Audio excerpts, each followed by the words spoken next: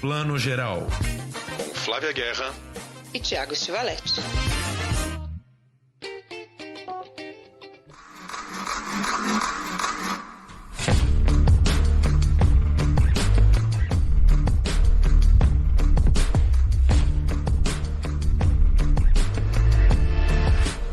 Bom dia, boa tarde, boa noite, você que está ouvindo mais uma edição de Plano Geral, seu podcast de cinema e séries, agora nas plataformas do UOL, UOL Splash, no YouTube do UOL e também nas nossas plataformas de sempre, Spotify, Deezer e afins. E eu começo aqui hoje falando assim de vários assuntos, né?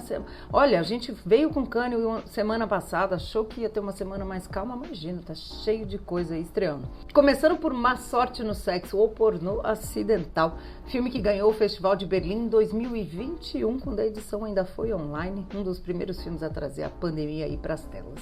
Depois, Está Tudo Bem, de François Ozon, o Thiago assistiu e vai contar tudo pra gente.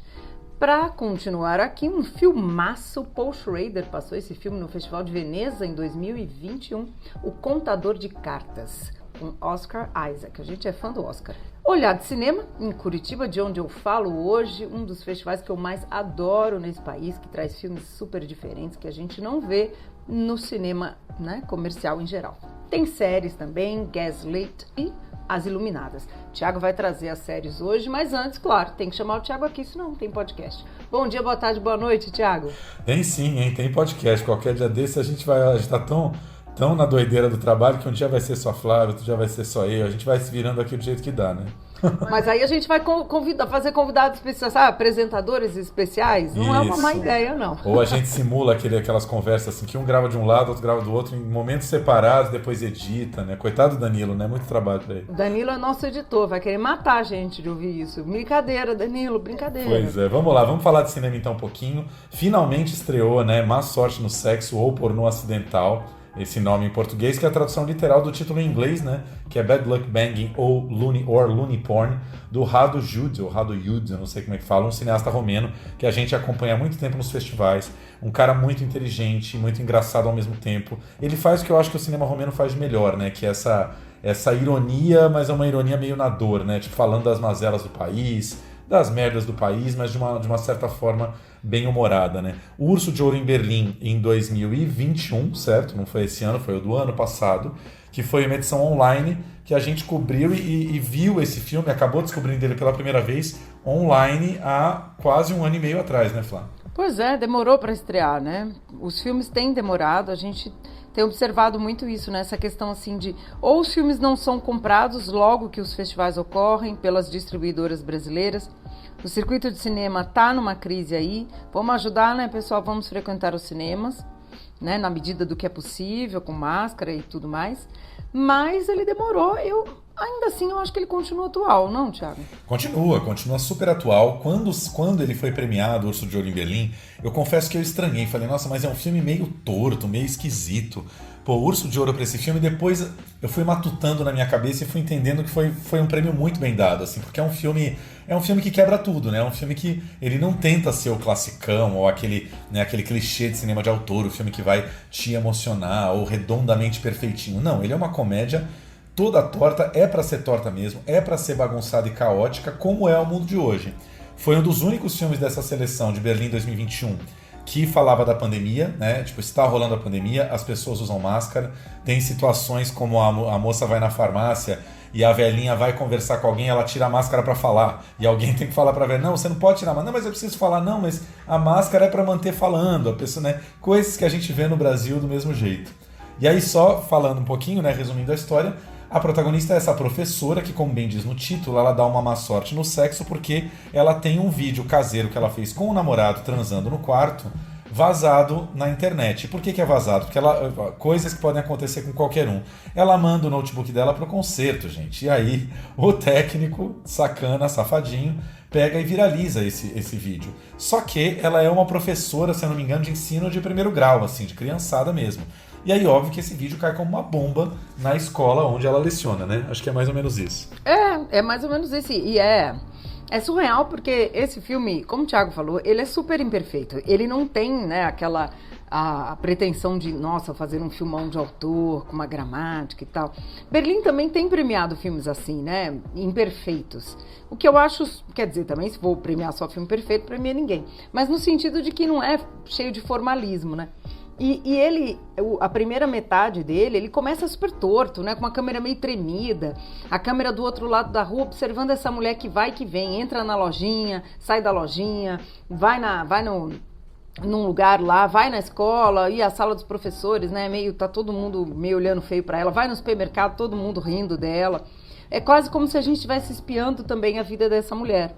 Né? Ele é torto, ele é esquisito. Você fala, isso é um documentário, né? Que é isso? Tem essa estrutura bem interessante que são 3 partes, né? A primeira parte é essa andança da mulher aí meio tentando... Acho que na primeira parte ela já está tentando resolver a parada do vídeo vazado, né? Ela está andando por Bucareste e a gente vê muito da cidade. A segunda parte é uma quebra violenta no filme porque o Radojud para o filme para fazer um grande ensaio que me lembra muito os filmes do Godard depois dos anos 80. Assim, é uma colagem de imagens da história da Romênia com um comentário bem irônico em cima. E ele conta, inclusive, episódios muito simbólicos da história da Romênia, como, por exemplo, algum massacre que teve aí mais de 200 anos atrás, que a população tentou se abrigar na igreja para fugir do massacre, e o padre, o bispo, simplesmente fecharam a igreja e falaram, não, vocês não entram aqui. Né? Um episódio muito dolorido de como a igreja católica, em vez de ajudar as pessoas ali naquele momento, simplesmente virou as costas para o povo. E a terceira parte vai ser a mais maluca, mais rocambolesca, uma grande comédia pastelão, da professora nessa reunião de pais da escola, tendo que se defender dos ataques por ela estar sendo vista como uma grande vagabunda, né? Onde já se viu esse vídeo ter vazado, e aí são pais que acreditam em fake news, são pais bem bolsonaristas, né, para falar a real. É incrível, né, porque bolsonarismo virou uma palavra para todo tipo de ignorância, virou um substantivo. É rir para não chorar, né, cara? Essa segunda metade é o que dá a dimensão do que o que ele tá falando é sério. A gente ri, é engraçado, porque o mundo é ridículo, né? A gente é ridículo. O Ruben Östlund, que ganhou, né, o filme em Cannes esse ano, né, o Triangle of Sadness, que é uma comediona também, você vai dar risada, é escrachado, mas ele fala isso, assim, se a gente parar para se olhar, a gente é ridículo, aí a gente dá risada mesmo. Mas aí ele coloca essa dimensão do que é real. E Romeno adora esse momento do terceiro ato, que é o momento da assembleia. Né? Tem vários filmes que tem isso, tem um momento de DR coletiva. O filme do Mundiu, que estava em Cannes agora, também tem isso. E é interessante como eles mostram muito, né? Eles focam muito na hipocrisia, né? No tecido da igreja. A igreja é um peso ali, né? Eu não acho que o cinema brasileiro traz a igreja como um poder tão pesado nas relações como os romenos trazem, né? Os russos também, algumas vezes, né? É interessante você observar isso da igreja. Vários países da Europa Ocidental mesmo, né? Itália, Espanha mesmo, é um país que foi pesadamente católico durante muito tempo, né? A aliança do franquismo com a Igreja Católica, enfim, é pesado mesmo. Recomendo também para quem quiser, quem tiver interesse, eu entrevistei o Radojud ano passado para o canal da Mostra. A gente fez entrevistas online com os filmes que estavam na Mostra, e aí tem lá, é só buscar no YouTube Mostra SP Radojud ou Mostra SP Má Sorte no Sexo, que já vai aparecer. E ele é um cara muito simpático, muito engraçado da maneira como ele fala mesmo, e se mostrou um cara muito bem informado, inclusive sobre Olavo de Carvalho. Ele sabia exatamente num período que o Olavo de Carvalho passou na Romênia, estudando movimentos fascistas e tal. Quer dizer, ele tinha toda essa informação sobre aonde o principal guru do bolsonarismo tinha passado pela Romênia e onde esses movimentos fascistas se encontram no mundo. Quer dizer, um cara muito, muito, muito inteligente, muito bem informado e com super talento aí para transformar isso em filme, né? Eu adorei essa história do papo de você com o Radojud. Gente, a gente vai colocar no nosso post do Instagram, o link do YouTube da Mostra, porque vale a pena demais, assim, são diretores que vale a pena conversar com eles, ouvir o que eles têm para dizer, porque sempre amplia, né, essa visão. E você fala da igreja, né, a gente falou aqui, não é que a igreja no Brasil, a religião, a espiritualidade não tenha, né, esse movimento neopentecostal, o próprio catolicismo, mas eu acho que a gente não retrata, né, tão veementemente quanto o pessoal do leste europeu, acho que faz muito bem, e a Europa, né, como Espanha e Itália, como você falou, acho é um fenômeno aí, né, no filme novo do Mundiu, a igreja também tem um papel fundamental.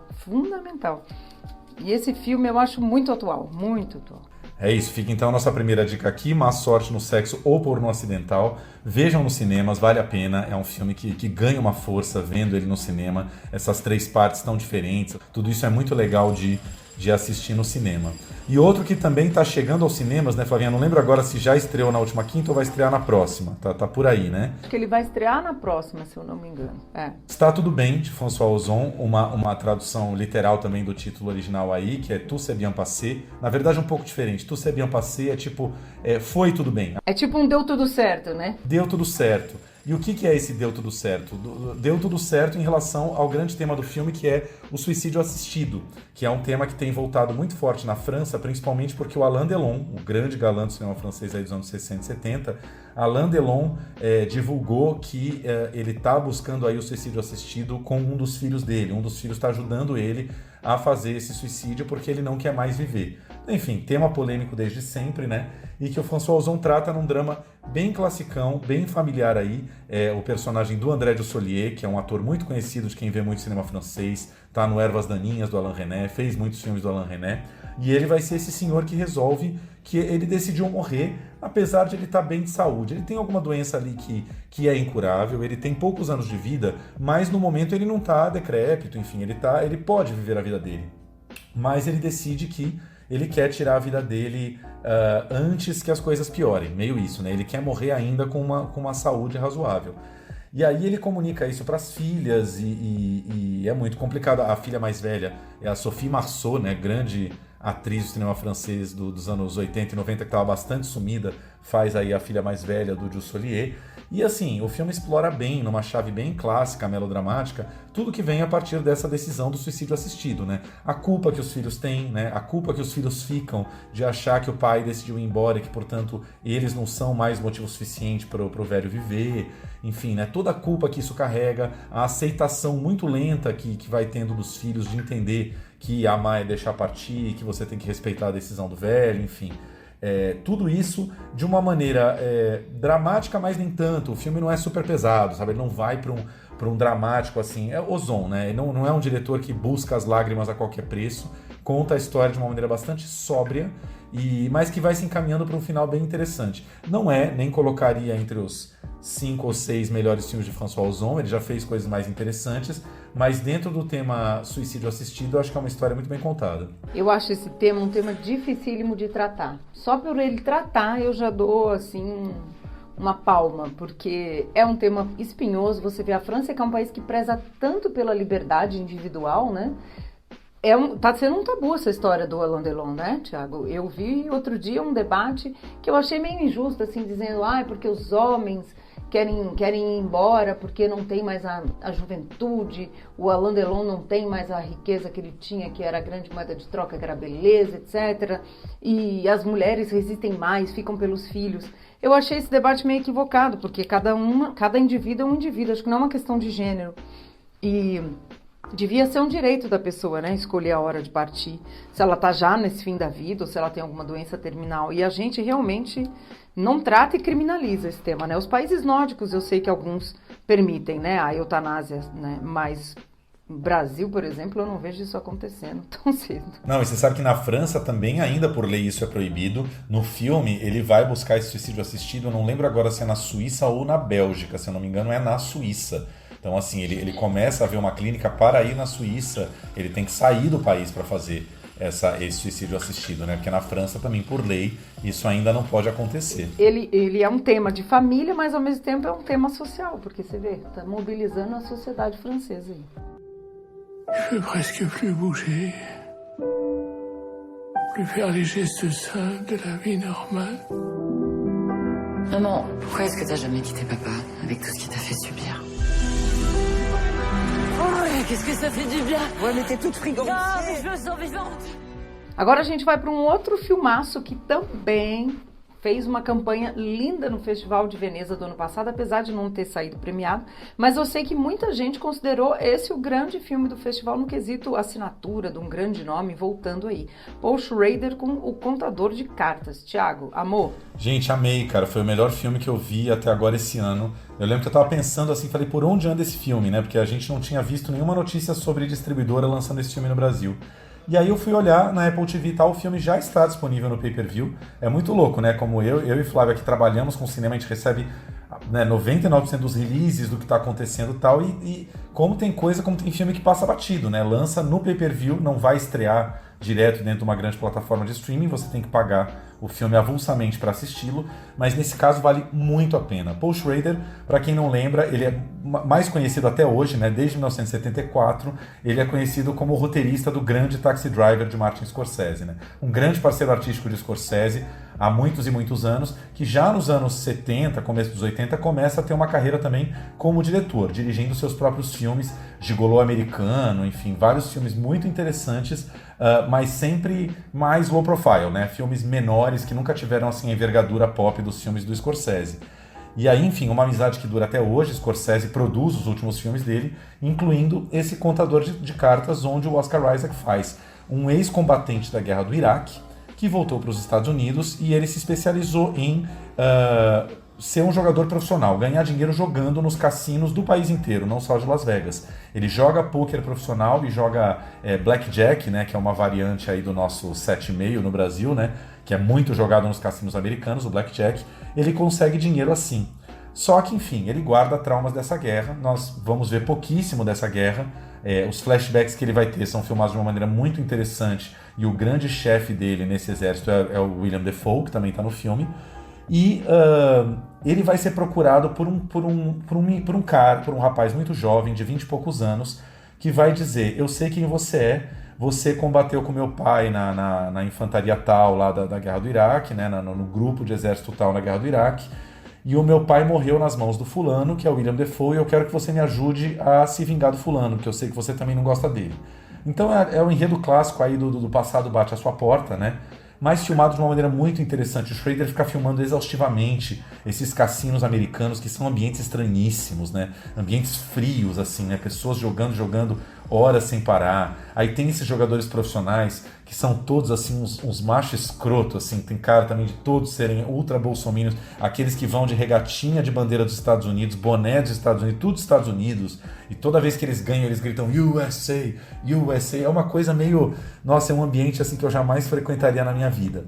Mas o fato é que o filme é muito bem resolvido. Ele acaba juntando dois grandes universos americanos, né? O universo da guerra e o universo dos jogos, né? Tem essa cultura do jogo muito forte. O cassino é permitido, né, por lei nos Estados Unidos, né? Cidades inteiras que vivem disso, como Las Vegas e Atlantic City.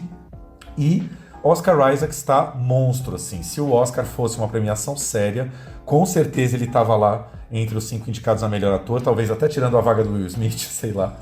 Mas assim, estaria ali entre os indicados, mas é aquilo que a gente sabe do Oscar, né? Como é um filme pequeno demais, que foi lançado de uma maneira minúscula nos Estados Unidos, nem chance pro Oscar ele teve, mas mesmo sem ter Oscar, com perdão do trocadilho, Oscar Isaac merece muito ser visto nesse filme, que talvez seja o melhor trabalho dele até agora na carreira.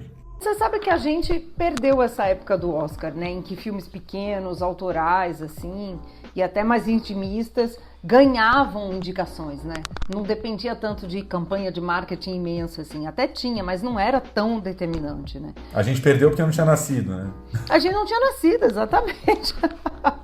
A gente já nasceu, já estava na era do ET, entendeu? Já era outro jogo, né? Hollywood e tal. Porque é incrível mesmo, né? Como o Oscar Isaac nem indicado foi, né? Nem considerado, nem nos mais cotados ali. Nem digo a vaga do Smith, mas algum outro ator ali que estava na lista, né? Ele tá incrível, ele tá absolutamente incrível. E é interessante, se eu não me engano, espero que não tenha saído ainda, mas o filme anterior do Schrader também é uma pequena obra-prima, o Fé Corrompida, em que o Ethan Hawke faz um padre que tenta ajudar uma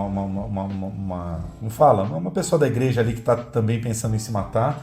Também é outro filmaço, esse está no Netflix, e como eu disse, o Contador de Cartas está no pay-per-view. Se eu não me engano, algo como R$14,90 o aluguel, ou seja, mais barato que o ingresso de cinema, e vale muito a pena. Assim, é um dos filmes do ano, eu acho muito difícil esse filme não entrar entre os meus 10 mais do ano. Assim, tem que vir muita coisa boa aí para tirar esse filme do ranking. Gente, eu adoro o Schrader, e sabe que uma vez o Schrader veio ao Brasil, foi para São Paulo, fazer...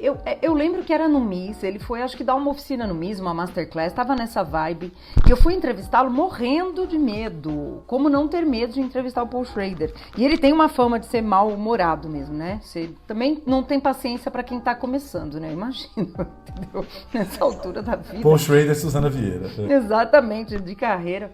E ele foi um cara muito interessante, ele bateu um papo assim comigo muito de igual para igual. E ele estava contando dos projetos novos e eu lembro que ele comentou isso, assim, que ele falou que para ele era difícil ele produzir incrivelmente projetos em Hollywood, porque Hollywood só queria o Star System, grandes estrelas. Ele não gostava necessariamente de trabalhar com grandes estrelas assim, ultra, né, proformas. Ele gostava de fazer filmes assim mais sujos, mais o lado B.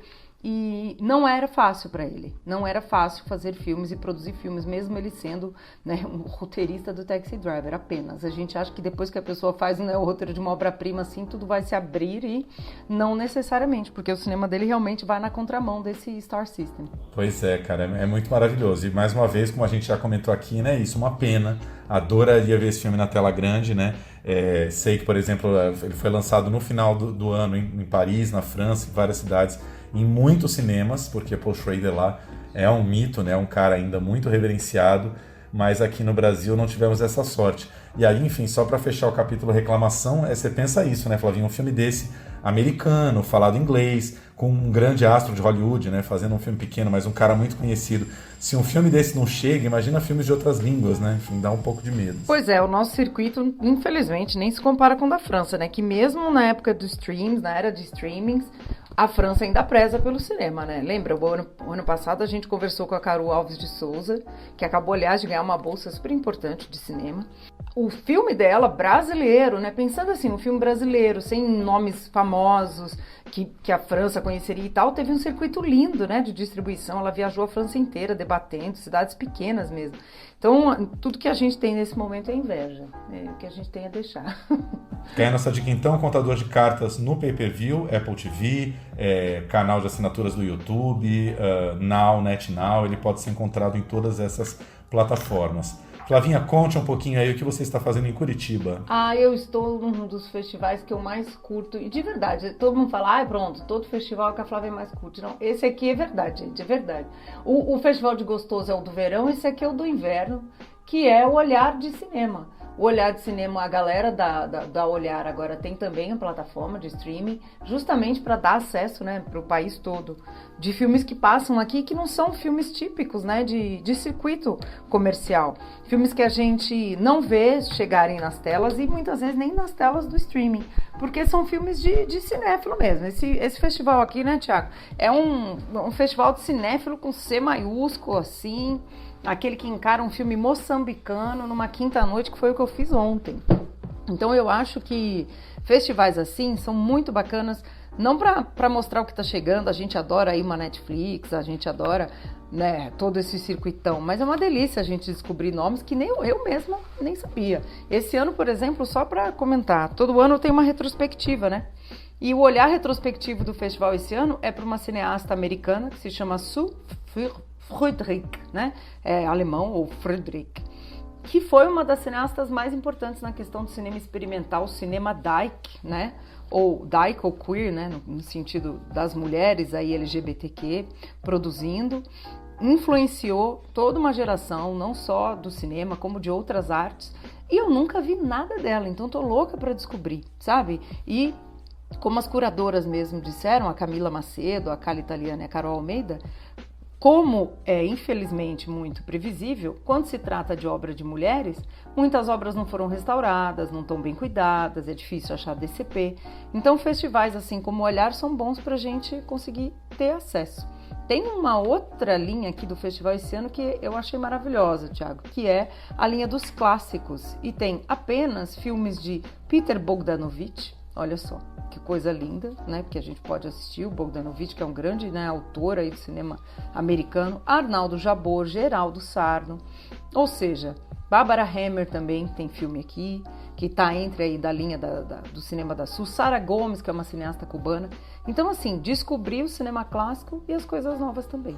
Isso que você falou dos cineastas homenageados, pelo menos os homens aí, a Barbara Hammer eu não sei, Mas Os Homens Todos, assim, o festival num timing bom aí de fazer uma homenagem a cineastas todos mortos recentemente, né? É o caso do Jabor, do Bogdanovich, do Geraldo Sarno. Que maravilha. É isso aí. Porque é isso, né? Quando os cineastas, grandes nomes assim, morrem, a gente homenageia, faz, né, uma retrospectiva, né, e tal. Mas muitas vezes a galera não assiste, né? Vê no noticiário e não entende muitas vezes qual é o valor, né?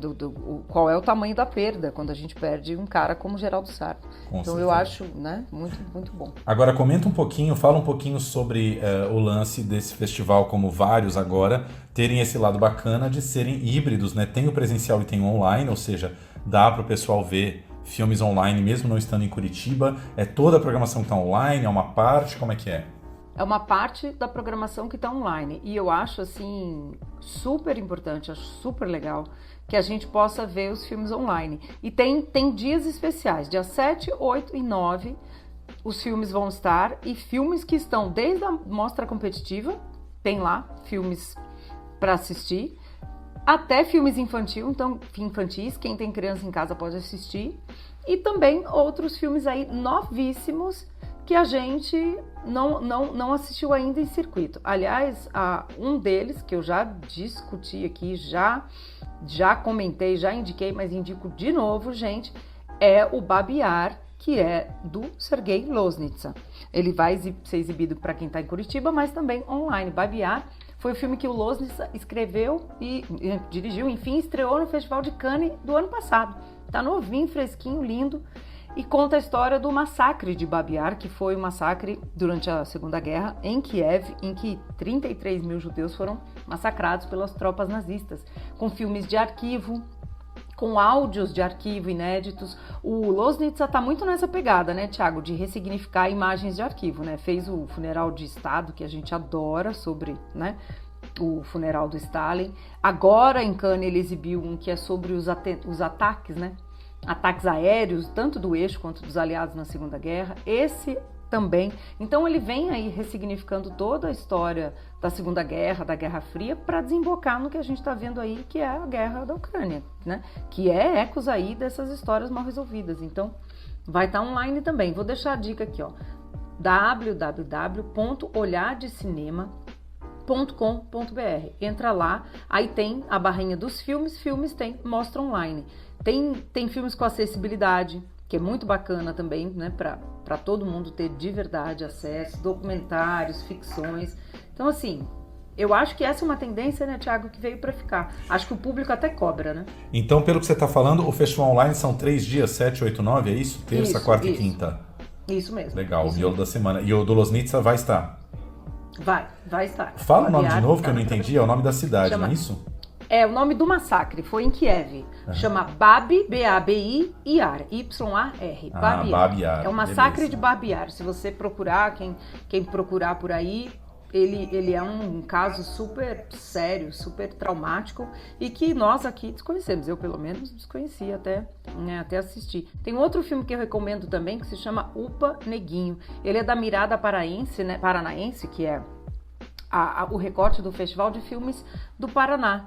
Que isso é muito legal também, porque muitos filmes, né, locais, filmes regionais não chegam na grande produção não, no grande circuito comercial, então é bom. Douglas Carvalho dos Santos, um diretor aí que já fez outras produções e vai estar online também, então dá pra gente assistir e saber o que o Brasil está produzindo para além do que chega, né, no circuito. Adorei esse nome, Opa Neguinho, gente, nome de música de Elis Regina, né? Bonito, né? É sobre um bailarino que chama Kunta Leonardo da Cruz, né? Desde a sua origem, ele é de uma comunidade quilombola, né? Um quilombo no Pará, até, né, diria assim, a maturidade dele, né, como bailarino, assim. É um filme super bonito, eu adoro filmes de personagem. Maravilhoso. E última informação, os filmes desse festival online, do Olhar de Cinema, gratuitos ou paga por sessão? Como é que é? Olha, dá para você pagar por sessão.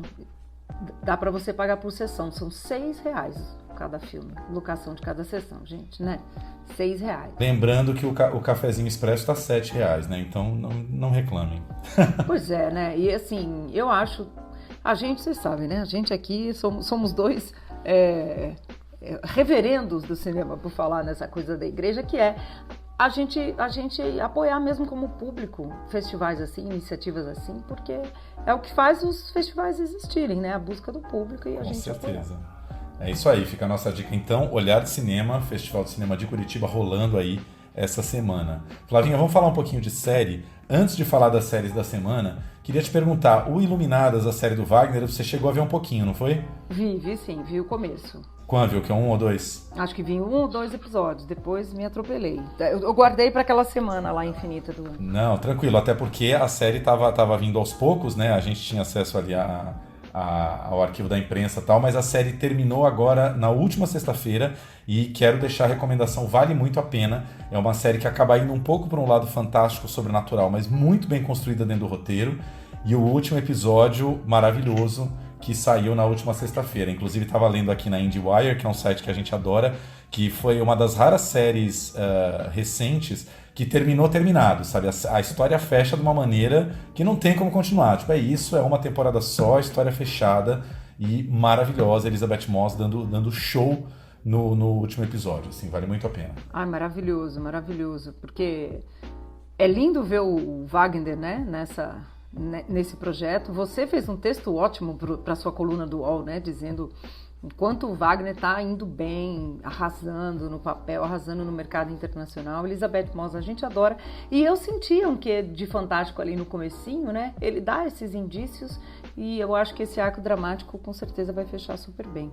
A Apple tá, né? Incrível. Eu quero ver essa temporada de prêmios.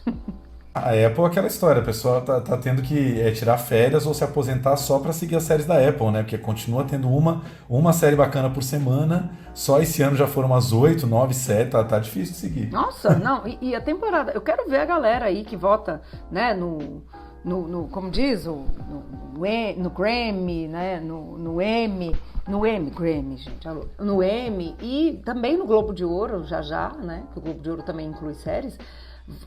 Ou vão abrir mais vagas para os indicados ou vai estar muito mais concorrido, porque é Apple, Amazon, né, Hulu, a Netflix, né, e HBO produzindo coisas incríveis, fora a Star Plus, a Disney, muita coisa, né? Como é que é Hulu que fala? Hulu. Gente, desculpa, fiquei afetada. Hulu, eu falo Hulu igual Zulu, Hulu. Vai tomar no Hulu. Eu falo isso.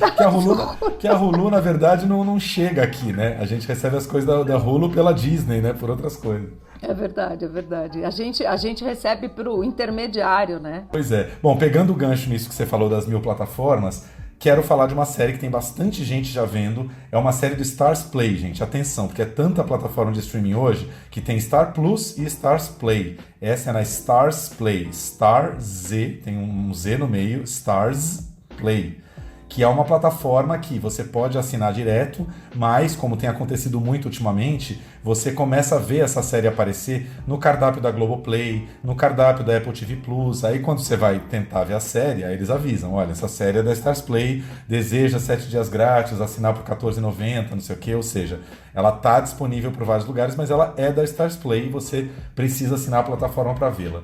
A série se chama Gaslit, que é o verbo no particípio, né, do inglês, para gaslighting, né, que é uma expressão muito usada nos Estados Unidos. Que virou um verbo, né? É o verbo, né? Que virou, me ajuda aqui a explicar um pouco, é quando o homem meio tenta convencer a mulher de que aquilo que ela está falando não faz sentido, né, ou que ela está louca, ou que os argumentos dela não têm validez, né? É uma expressão, é mais ou menos isso, né? É o conceito de depois a louca sou eu. Depois, né? A louca sou eu, exatamente. É baseado numa peça, né, que chama. Que tem isso, numa peça e num ótimo filme com a Ingrid Bergman dos anos 50 ou 60 que tem esse título, Gaslighting, que é exatamente essa história. O marido vai fazendo artimanhas para que ela pense que ela tá louca, que ela precisa ser internada, enfim. E aí, enfim, esse é o nome da série. É uma série que se passa nos tempos do Watergate, ou seja, governo Nixon, começo dos anos 70, Guerra do Vietnã começando em 1972... E os protagonistas não podiam ser mais maravilhosos, gente. Que filme de Hollywood você vê recentemente que tenha Sean Penn e Julia Roberts, os dois juntos no elenco, né? Eles estão nessa série fazendo um casal um casal que existiu na política americana dos anos 70, que são o John e a Martha Mitchell. John Mitchell foi ninguém menos do que o procurador-geral do governo Nixon no começo dos anos 70, e a Martha era a mulher dele, que, vou tentar explicar aqui direitinho, adorava a imprensa, adorava a mídia, adorava sair nas capas das revistas, só que tinha uma língua bastante solta. Martha Mitchell ficou conhecida como uma pessoa que dizia coisas que não se devia sobre o governo Nixon, sendo casada com um dos membros da cúpula, ou seja, os repórteres adoravam falar com ela porque ela sempre dava um furo ou contava algum podre muito podre que estava rolando dentro do governo. Ela não tinha papas na língua, até que, obviamente, ela começou a se tornar uma figura bastante incômoda, a famosa persona non grata para o governo americano, a ponto de ela e o John não poderem mais viajar no Air Force One, no avião presidencial, porque ela teria acesso a conversas que ela não poderia ter. Ou seja, não preciso nem dizer, Martha Mitchell é vivida pela grande Julia Roberts. No primeiro papel que eu vejo ela assim mais... É uma senhora ali dos seus 60 e poucos anos, ou talvez final de 50, uma dama assim, né? Ela tá com outro porte físico, assim. Pela primeira vez você vê a Julia Roberts assim, não tendo que lidar com as obrigações de juventude de Hollywood, né? Não tendo que vender a mulher ainda gata, atraente, não sei o quê, e sendo a grande atriz que ela é sempre, né? E Champagne mais ainda, só que Champagne tem um envelhecimento do nível do Gary Oldman, aquele, como é que é? O Destino de uma Nação, né? Que ele faz o Churchill. É meio nessa vibe. Champagne tá com uma maquiagem pesada para ficar parecido com o John Mitchell.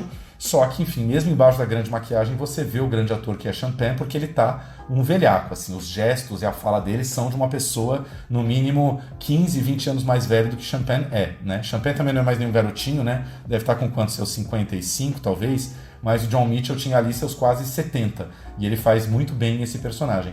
Tem várias outras pessoas brilhando no elenco, tem o Shea Whigham, tá em True Detective, tá na Boardwalk Empire, aquela série maravilhosa sobre lei seca, que teve o primeiro episódio dirigido pelo Scorsese, faz vários filmes também, tá naquele Trapaça, enfim, um ator que vem brilhando muito e que tem um dos principais personagens, que é o Gordon Liddy, um cara que, assim...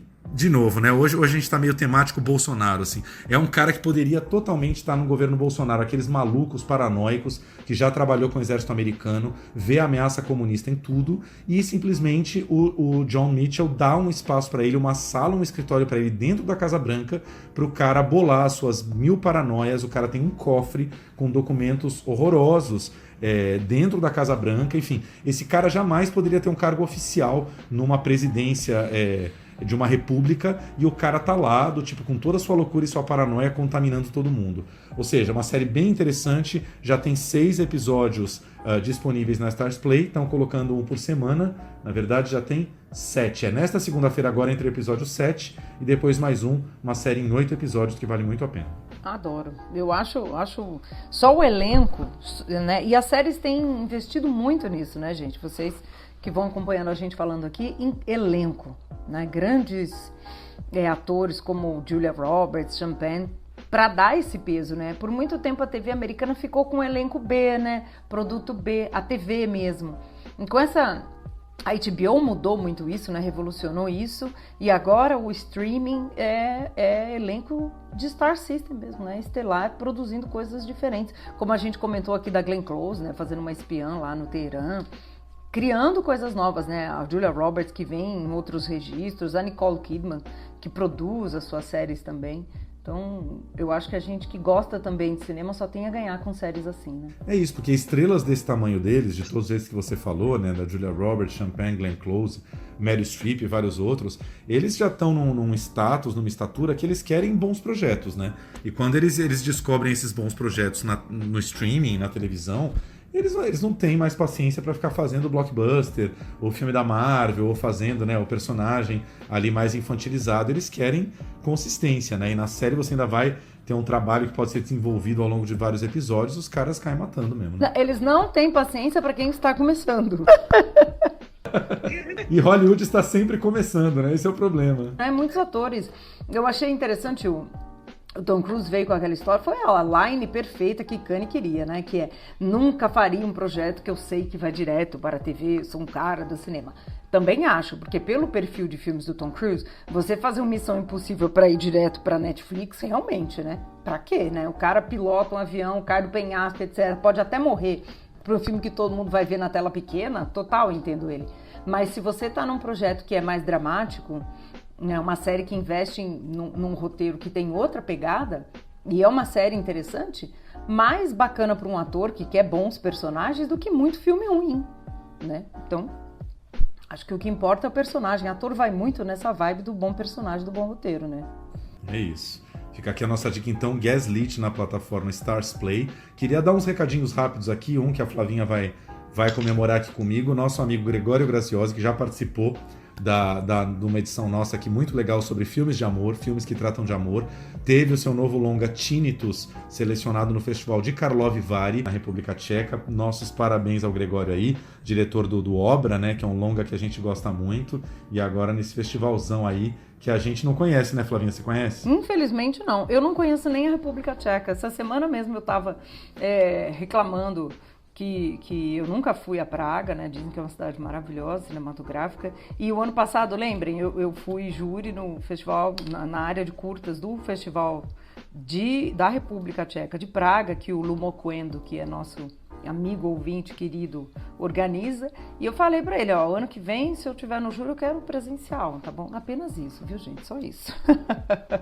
E aí um outro recado aqui que eu esqueci de dar semana passada, já devia ter falado junto com o Olhar de Cinema, uma mostra muito legal que está rolando na Itaú Cultural Play, uma plataforma que a gente tem falado pouco aqui, mas muito bacana e toda gratuita, itauculturalplay.com.br, que está fazendo uma mostra mais necessária nesse momento, gente, uma mostra sobre filmes que tratam da democracia brasileira, nossa tão combalida democracia. A mostra se chama Viva a Democracia e tem 12 filmes entre longas, curtas e médias, por exemplo, Braços Cruzados, Máquinas Paradas, 1979, um clássico aí do Sérgio Toledo Segal e do nosso amigo Roberto Gerwitz. Tem Terceiro Milênio, de Jorge Bodansky e Wolfgang Auer. Enfim, grandes clássicos do cinema político, até mais recentes, como Sementes, Mulheres Pretas no Poder, da Ethel Oliveira e da Júlia Mariano. Enfim, uma seleção muito, muito forte de filmes clássicos, a maioria deles documentários brasileiros, falando, questionando, investigando o nosso caminho de democracia.